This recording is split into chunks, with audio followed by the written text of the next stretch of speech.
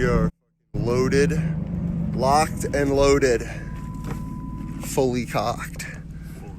Yes, time to go camping. Oh. Cheers, everybody.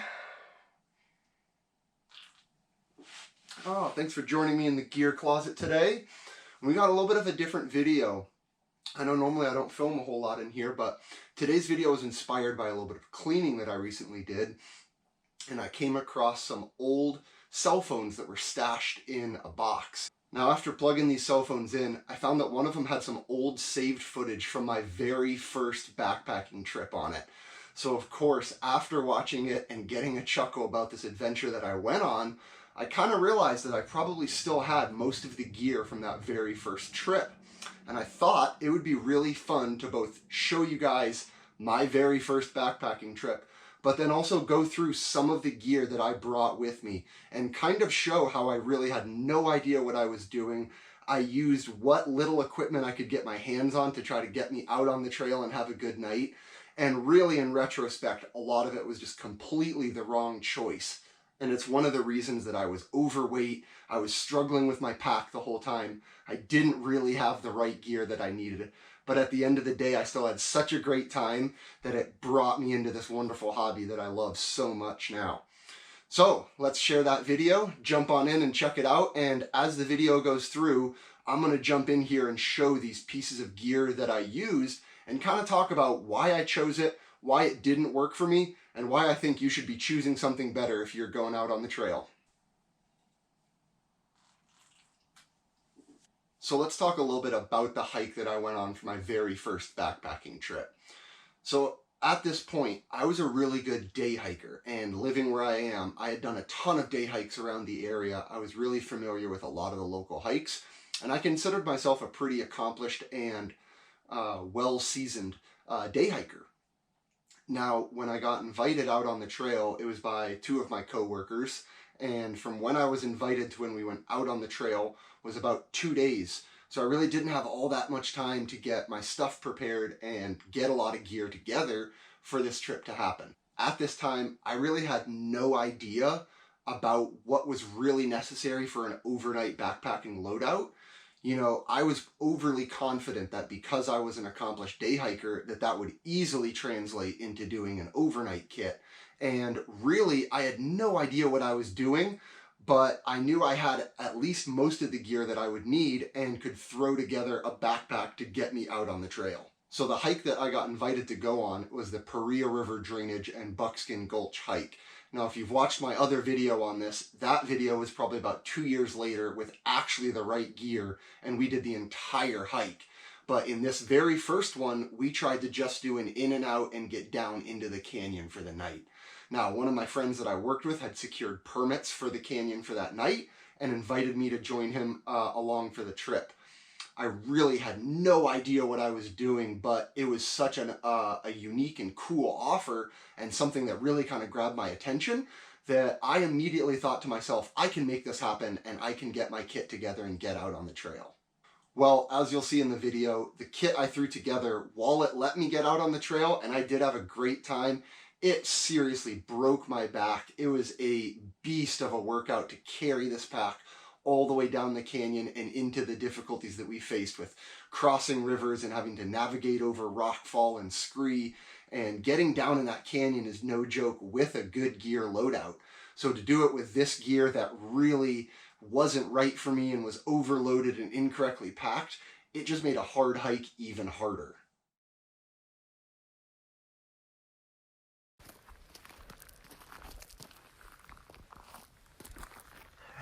Here we go.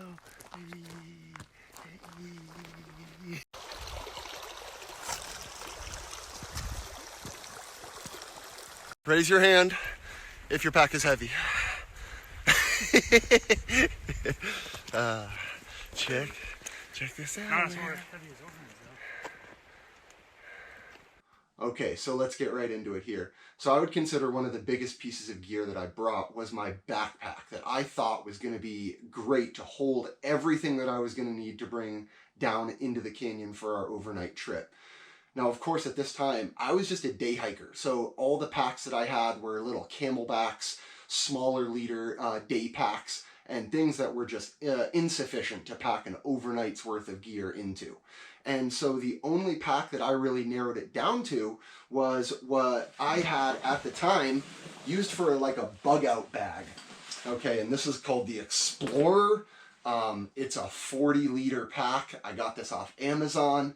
I used this as like a bug out bag, survival bag, so I had it packed with a bunch of stuff that if I needed to, I could just grab it and go. I thought this was going to be a great pack and would be perfect for me to get down into the canyon. Now, it's a 40-liter pack, but it's divided, as you can see, into all these little accessory packs on the outside. So the real internal volume is probably only 25 liters, maybe at most. And then all these other little pockets added up to 40 liters.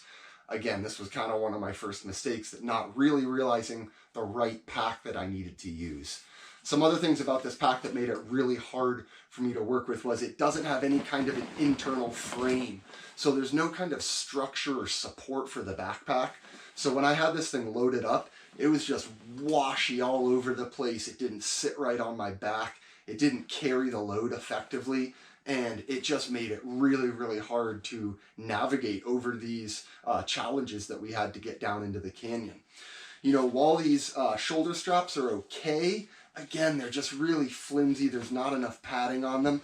And if you can see at the bottom here, it's literally just a piece of nylon webbing. So there's no padding on the hip belt at all either. You know, in other proper backpacking backpacks, they're molded to your back. They have internal structures to give them shape and rigidity. And this just had none of that. So I really thought that this was going to be the right piece of gear to bring all my stuff down into the canyon with me. But in the end, this ended up being a real piece of gear that hurt my back, hurt my body, and just made it really hard to pack all my gear. Loading this pack up, when I had this thing fully loaded, you know, most backpacking backpacks go tall rather than wide. And you can see this thing, it just kind of loads back. So when I had this thing fully loaded with all my gear, all my water, all of everything else, it was literally like pulling me over backwards. And I had to walk in this kind of forward, hunched over position just to keep the pack on my backpack and me continuing forward momentum. Otherwise, I literally felt like it was going to yank me backwards. Posted in the cut. Waiting on Adrian. Waiting on Adrian.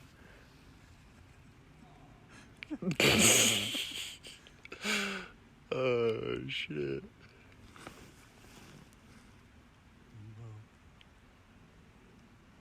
You dropped the other one. You dropped it.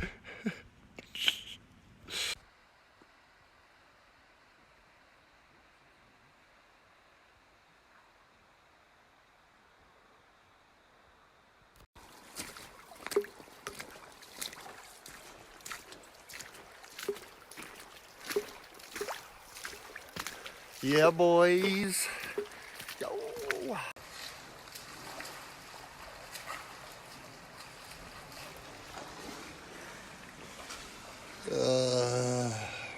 Me.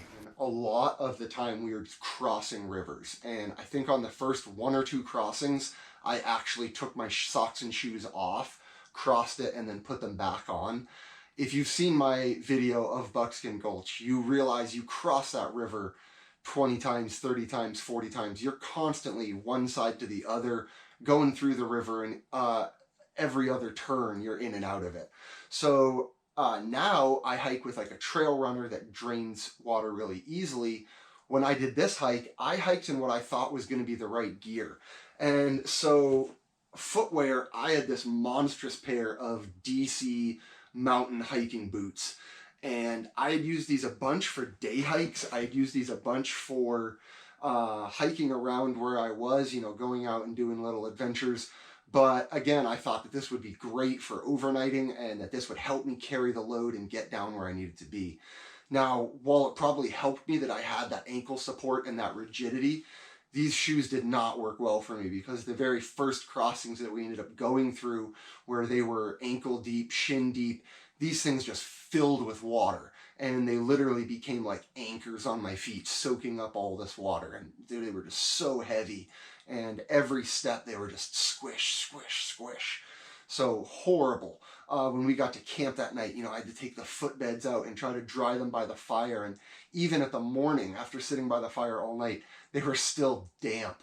And so even putting on a new pair of socks and trying to get back into them, my feet were already instantly wet.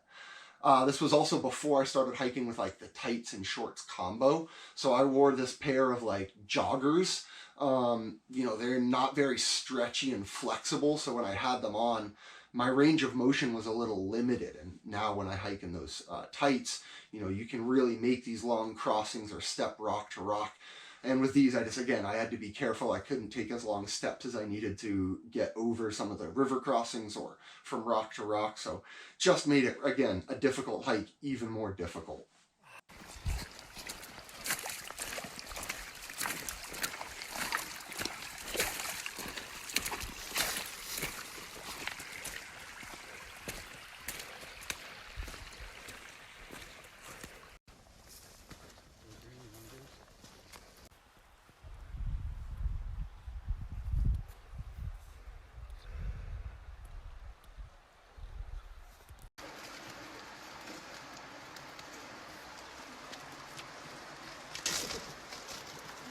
Adrian, what you got over there? A really good sandwich. That's probably all smushed.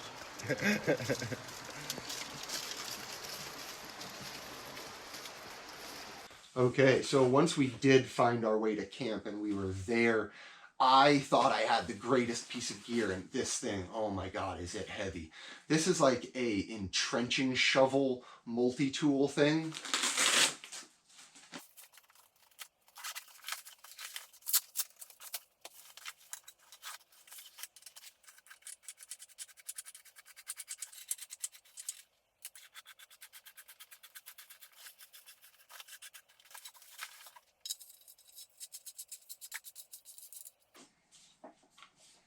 And so you can just see, huge, obnoxious. There is no reason anyone should bring this backpacking. Maybe if you're bushcrafting or doing something like that. But, in my mind, I thought we needed this to dig a fire pit or to chop wood.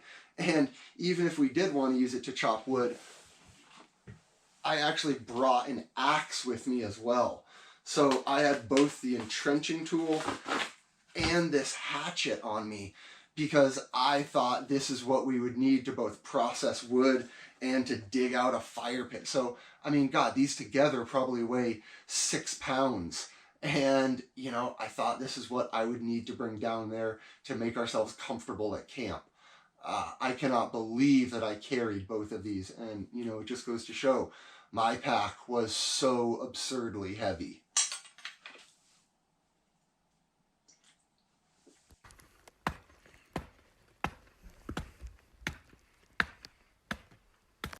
Well, once I did manage to get my hammock up there between those two tiny trees, it was time to bust out the bag. Now, if you see behind me on the wall, these great down bags are a result of using this Coleman bag for my very first trip. And this is a 20-degree Coleman. I would not dream of taking this down into actually 20 degrees. You would freeze your butt off. I think the low we probably saw that night was down into the 50s. But when I went to Walmart, for some reason, I wanted to get the coldest bag that they had, and this was the one that I ended up getting. Now, obviously, this is kind of like the bag you get when you're super young and you go over to like a sleepover at someone's house. It's just a rectangular synthetic bag.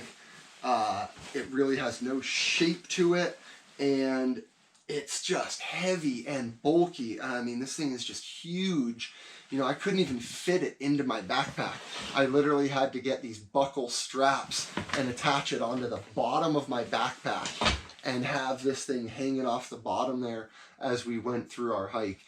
Now, this bag isn't of itself bad. Other people have actually taken this with them on hikes and used it because they didn't have a bag and wanted to go out with us on the trail. So has it worked for other people? Yeah. Is it a decent bag that will actually keep you warm? Yes. Would I take it down to 20 degrees? No.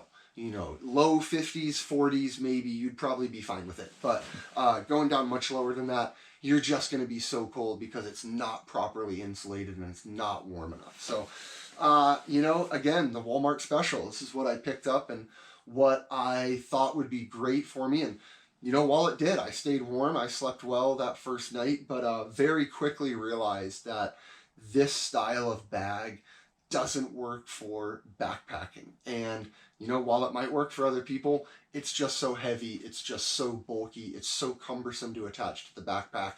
This very quickly went into the storage closet here and has been used as a backup for other people, but I very quickly evolved to down bags and have not used this thing since then. So once we got down into the canyon, looking back at it, I thought it was really funny that I didn't even bring a tent with me. Now, while I did go to Walmart and get a few pieces of gear here to get me down where I needed to go, for some reason I didn't buy a tent while I was there. And I know they make one-person tents. I had a hammock system already, and I thought, oh, that'll be perfect for going camping in. Now, this is a Hammock brand. It already has the kind of tree straps attached to it, so when it comes out, you just link it onto your trees or your anchors. I don't know what I was thinking. You know, going down into a canyon, there are little to no trees down there. Now, granted, at some of the stops, when we did our full hike of Buckskin Gulch and Paria, some of those stops did have trees at them, especially once the canyon starts widening up a little bit. But talk about a gamble that I made. And instead of bringing a tent with me, I brought a hammock. And, you know, this isn't really like a backpacking hammock. It doesn't have any kind of a bug net. It's not really designed to sleep in properly.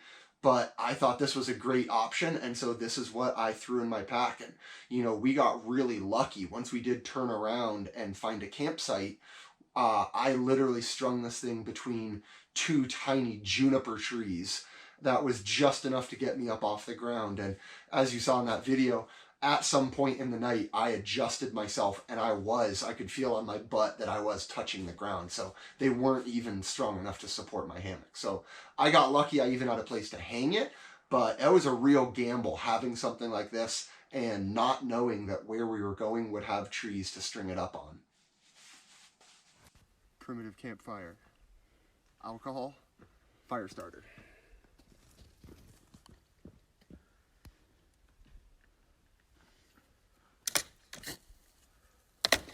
Boom, baby. That works really well.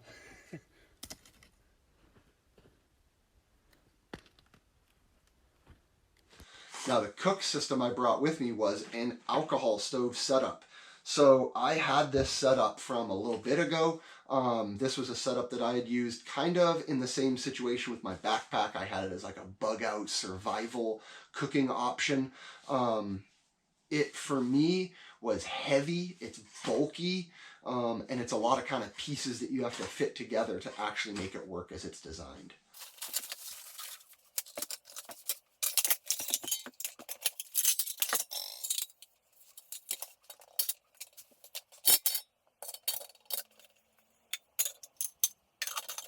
So you can see that's what I used to cook my dinner on. Now, I actually ended up not even bringing enough alcohol.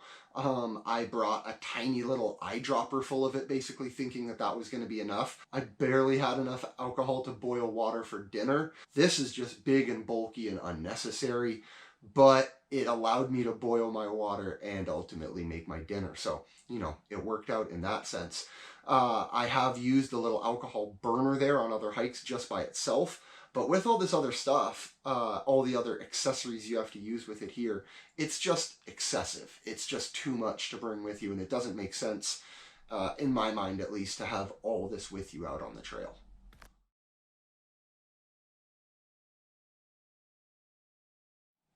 So while the alcohol stove did work, you know, in a lot of my videos, and if you've seen any of my trail meals, I really elevated myself then to start bringing a lot of my own food out on the trail and really cooking, as I enjoyed the process of making food, and I found that what I made on the trail usually tasted better than some of those just brought in add water dinners. And that's kind of what I had. So if I remember right, you know, when I had my dinner, I think it was a lasagna with meat sauce, or maybe it was like a chicken Alfredo. It was some kind of a pasta.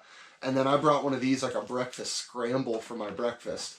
which is just like eggs and bacon and cheese and peppers. So, yeah, this was first kind of my experience into backpacking food as well, at least since I had gone only a couple times when I was really, really young. So since then, had not really had any experience with it. I picked 2 of them out while I was up at Walmart, and, while it ended up working out and I got some food in me, these are, in my opinion, a little expensive for what they are, and it's easy to make and bring your own great food out on the trail.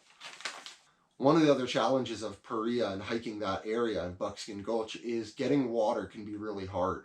While we were hiking there, and if you've seen our through hike, there are only 3 places, or maybe 4, in the entire canyon where you can get fresh water from. It's impossible to filter water out of the Paria River because it's so silty. The particles of sand and rock in there are so fine, they'll clog your filter right away. And so the filter, speaking of, that I brought with me out on this first hike is this MSR. And this filter, again, I bought it as part of this bug out bag survival kit as a way to filter water. Now, this is like a manual pump style filter. You dangle this hose here down into your water supply. You crank on a Nalgene bottle because it's threaded right here on the bottom, and then you just crank. While this filter is actually a really good filter, again, it's very heavy. It clogs quickly and requires you to clean it out in the field, which means you have to disassemble it, flush it with clean water, and actually scrub off the filter that's inside here, which out in the field is just a very inconvenient and cumbersome process. So, we didn't even make it down to that first water source. I did have enough water for the first day, but I ran out drinking all my water that night. So in the morning when I filtered some water with it, I was able to get a couple sips worth through this filter before I clogged it with that sediment from the Paria River. And it literally at that point did not function until I got home, back flushed the entire thing, scrubbed it, dried it, and reassembled it. So heavy, a little bit inconvenient. The best part of this is the straw, the hose that you can use to dangle down into your water source. Not always are you able to scoop your water up. So having something like this where you can drop that down in and crank out your water is a benefit, but this thing's just heavy. It's very slow. It requires a lot of work to get a little bit of water. And ultimately, it was just another heavy piece of gear that weighed down my pack. Good morning. I just woke up. Beautiful day out here on the trail. I rolled over in the middle of the night and my hammock adjusted. I think I'm on the ground right now a little bit.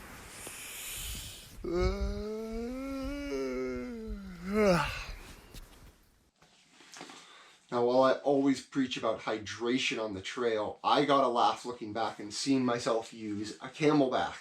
Now, I still use these really only when I'm biking or maybe on a day hike, but I've really stopped using these for backpacking. And one of the reasons is, and on this trip, I find these things, no matter how new they are, or if you get new hoses or connectors, somewhere on the bag or the connection or somewhere, it seems you always get a leak. And this trip was no different. I ended up leaking some water into my bag, and although it wasn't a deal breaker and it didn't really get anything wet, I did lose a little bit of water. And, again, it just went for me to show that these things are not the best option for backpacking. I think it also goes that they kind of get a little nasty when you have water in these for multiple days at a time without cleaning it. The hose here starts getting dirty, especially if you're adding like electrolytes or anything into your water. They're just hard to clean. They're hard to maintain and get all of it cleaned all the way out. You really have to use like a brush and get all the way down inside it.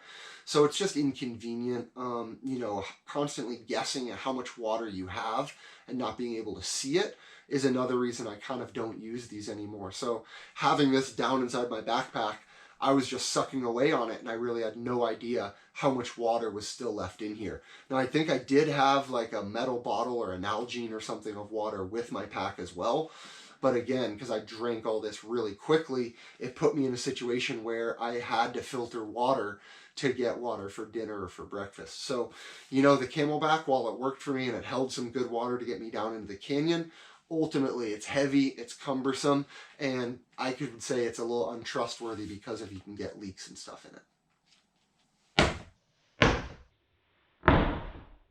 Yes, that's right. A whole roll of duct tape.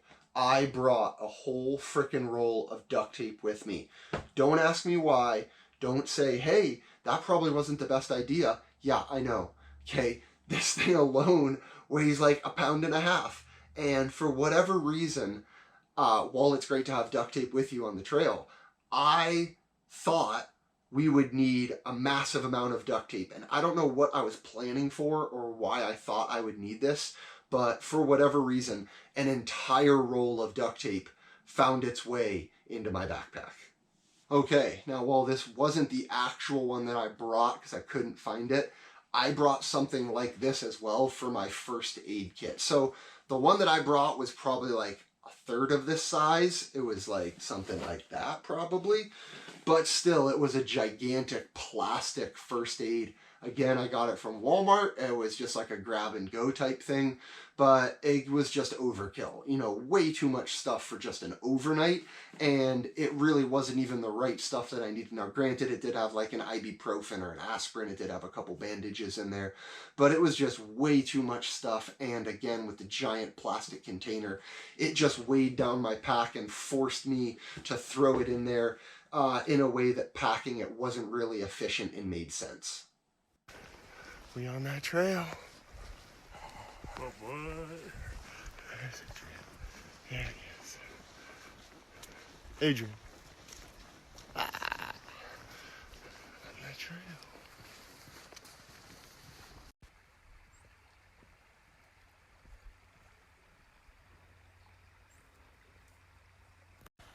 Woo!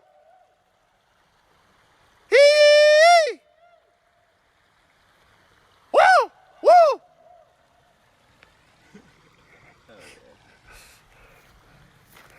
Ah! We made it. We made it, boys. Oh my goodness. Whew. Oh, thank the Lord. Thank the Lord. Not bad. Well, that's pretty much it. That's almost all the gear that I brought with me down on my hike. There were a couple odds and ends here that I wasn't able to find or couldn't get my hands on. But again, I just want to stress that this first trip for me was such an eye-opening and fun experience. Even though my pack was heavy, even though my pack wasn't packed right, even though I beat myself up and I was sore, I was tired, I kind of was miserable, I still had such a good time getting out with my friends, getting into these cool places and having this experience. It led to now this whole new hobby that I got into, and now this insane amount of fun that I get to have out on the trail. You know, I think it just goes to show, no matter what gear you have or what gear you get your hands on for that very first trip, if you have a good enough time and you really enjoy getting out into nature, it doesn't matter what you have or if your pack is heavy or if you can't find a good camping site. If you still enjoy the hike that much, having the wrong gear will not kill it for you, and you'll still have that great experience. I can't say that this gear won't work for everyone. A piece of this might work for you. If you use that style of sleeping bag, if you use an alcohol stove, if you use whatever to get out on the trail, if it works for you and it's comfortable, I think that's fantastic. Ultimately, for me, I made this video to showcase how I chose these items because I had no knowledge otherwise of what to bring or what not to bring, and I thought these were the best choices to get me where I needed to go. In retrospect, I saw a lot of these items were not the correct things to bring, but it gave me a great starting point and where I realized I needed to evolve from to get my kit into a place where I can go on these adventures and not be weighted down, not destroy my shoulders, and actually get me to where I want to go at the end of the day. Well, hey everyone, I think that's going to do it for me on this one. I want to hear about your first backpacking trips, and if you have a great story about your first time on the trail, please leave me a message down below or link me to your video if you've made one about your first trip. I think it's always so awesome to hear about people's first time out on the trail and the experience that they had and how this kind of brought this evolution about to where they are now, and they still enjoy getting out and doing these amazing hikes and getting out to these beautiful places, but their kit has evolved to something that allows them to be streamlined and efficient and really get them where they need to go. So again, if you've got a great experience, please let me hear it, because I would love to. If you've liked this video or found any use in anything that I said today, please consider subscribing to my channel. I always appreciate a like and a comment. And hey, if you're getting out on the trail, always remember to know what you're doing, bring plenty of water, and practice good leave no trace principles. Take care, everyone, and I'll see you out on the trail.